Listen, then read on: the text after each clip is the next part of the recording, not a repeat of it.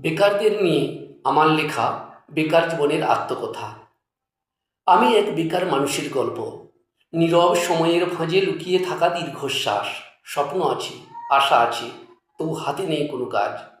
ভোর হলে সূর্য ওঠে নতুন আলো নিয়ে, পাখিরা উড়ে যায় ডানায় ভর করে, আর আমি দাঁড়িয়ে থাকি পথের ধারে, একটি সুযোগের অপেক্ষায় নীরবে।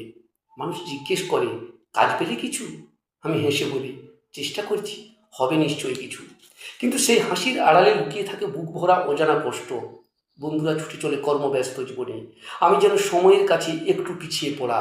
তবু মন বলে, এই পথই একদিন আমাকে সফলতার দরজায় পৌঁছে দেবে, থাকবো না অধরা। রাতের আকাশে তাকিয়ে ভাবি, স্বপ্ন কি সত্যি হারিয়ে যায়? না, স্বপ্ন কখনো মরে না, শুধু অপেক্ষা করে সঠিক সময়ের আশায়। আমি বেকার, কিন্তু স্বপ্নহীন নই।